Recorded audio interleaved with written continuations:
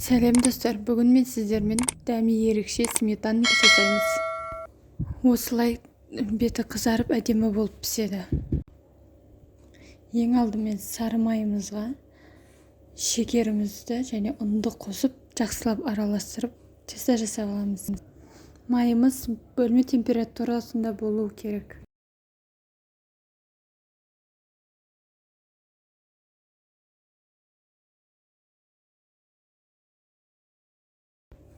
Енді үстіне бір шай қасық разрыхителімізді қосып, жұмыртқамызды салып, тестамызды біріктіріп аламыз.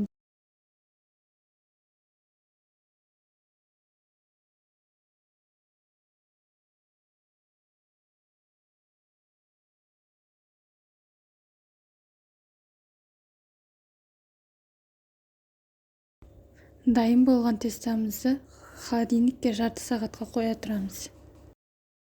Жарты сағат өткеннен кейін тестамызды ыдысымызға жайластырамыз. Мен тестамды 2 бөлікке бөліп алдым.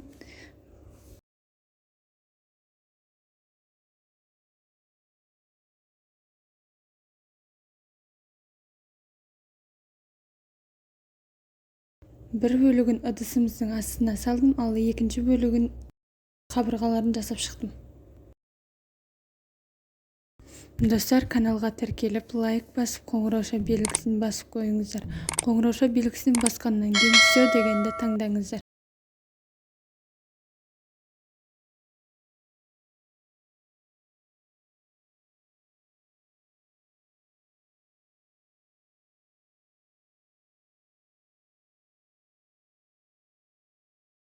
Енді ішіне қоспамызды дайындаймыз.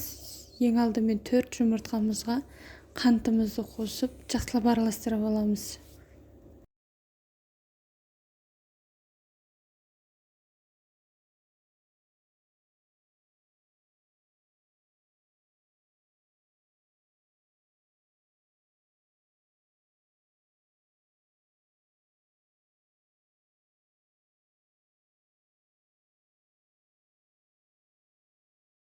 Ендігі кезекте қаймағымызды қосамыз.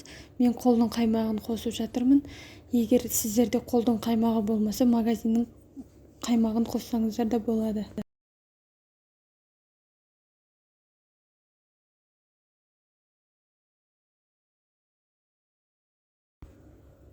Ендігі кезекте қызып тұрған пешімізге 45 минут көлемінде пісіріп аламыз. Мен 150 градуста пісіріп алдым, өйткені біздің пеш қатты қыздырғандықтан 150 градус бізге жеткілікті. Мінекей осылай әдемі болып қызарып, дәмі керемет болып піседі. Достар, сіздер де жасап көріңіздер. Дәмі ұнаған жағдайда маған комментарийға қалдырыңыздар.